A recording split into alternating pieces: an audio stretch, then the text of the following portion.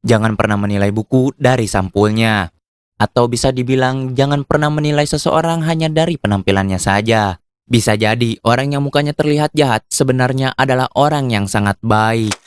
Nyeritain sebuah dunia fantasi di mana manusia hidup dengan sebuah makhluk panggilan yang biasa disebut dengan familiar. Dunia ini penuh dengan diskriminasi untuk para familiar. Familiar yang berhasil dipanggil dengan keadaan sempurna akan memiliki kehidupan yang layak. Tapi bagaimana dengan familiar yang cacat? Mereka akan dibuang layaknya sebuah barang. Suatu hari ada seorang lelaki yang melihat seorang gadis familiar cacat yang tak berdaya dengan pakaian yang lusuh, leher dan tangannya dirantai. Lelaki itu menghampiri sang familiar dan bertanya, "Hei kau, apa kekuranganmu?" Gadis itu menjawab, "Sayap, tanduk, dan emosi." Lelaki itu entah kenapa merasa tertarik setelah mendengar hal itu. "Oh, gak punya sayap dan tanduknya pun cacat. Terlebih lagi kamu itu tidak memiliki emosi, yang membuatmu kalau disiksa pun tidak akan bereaksi. Kamu itu benar-benar sebuah kegagalan." Gadis itu pun menjawab, "Karena itulah saya dibuang." Lalu si lelaki pun menawarkan gadis itu untuk menjadi familiarnya. "Namaku Zard, seorang penyihir yang senang memperbudak familiar. Jadilah familiarku. Sebagai seorang penyihir, aku tertarik denganmu yang tidak memiliki emosi." Zard lalu mengatakan hal yang menyeramkan. "Bersiaplah dengan didikanku, aku akan mengacak-acak wajahmu. Kamu sekarang adalah milikku, aku tidak akan membiarkanmu mati semudah itu," ucap Zard sambil menaikkan dagu gadis familiar itu menggunakan tongkat sihirnya. Zard memulainya dengan mencabut tanduk si familiar, menyiksanya dengan mengajarinya sihir, dan melakukan hal-hal yang berbahaya.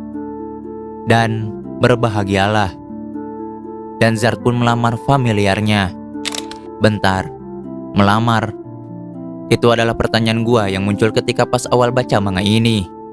Time skip 80 tahun kemudian. Di sini Zard sudah sangat tua dan sudah terbaring lemah di kasur. Zard bilang, "Gak kerasa udah 80 tahun berlalu.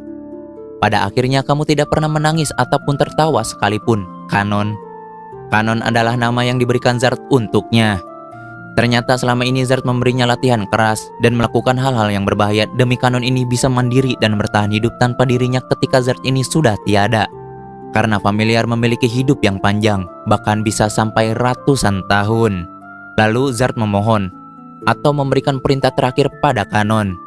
"Aku mohon, bisakah kamu tersenyum? Walaupun kamu menggunakan senyuman palsu, aku sangat ingin melihat senyum di wajahmu. Tolong." Kanon memegang tangan Zard ke pipinya sambil bilang, "Seperti ini."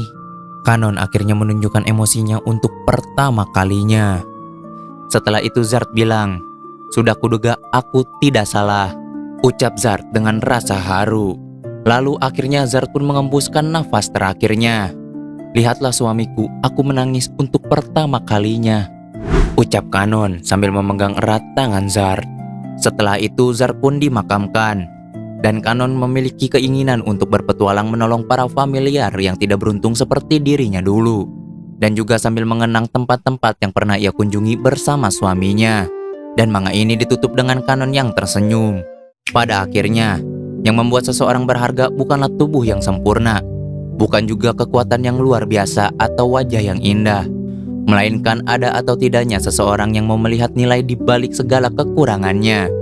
Zard tidak mengubah Kanon dengan kasih sayang yang manis, melainkan dengan cara yang keras agar ia mampu bertahan hidup ketika dirinya sudah tiada. Di balik sikapnya yang terlihat kejam, tersimpan cinta yang begitu dalam, hingga rela menghabiskan sisa hidupnya demi masa depan orang yang dianggap semua orang sebagai sebuah kegagalan. Karena itu, jangan pernah menilai seseorang hanya dari penampilannya saja. Wajah yang terlihat menyeramkan belum tentu menyimpan niat yang buruk. Dan seseorang yang dianggap tidak berguna oleh dunia, mungkin hanya belum bertemu dengan orang yang mampu melihat nilai di dalam dirinya. Terkadang, satu orang yang percaya kepada kita sudah cukup untuk mengubah seluruh hidup kita. Dan mungkin itulah makna sebenarnya dari mencintai seseorang. Bukan mengubah mereka menjadi sempurna, tetapi menerima kekurangannya, membimbingnya agar bisa berdiri sendiri, lalu tersenyum bangga saat mereka akhirnya mampu melanjutkan hidup mereka sendiri, meski kita sudah tidak lagi berada di sisinya. Ya, mungkin segitu aja dari gua. Terima kasih sudah menonton. Jangan lupa subscribe.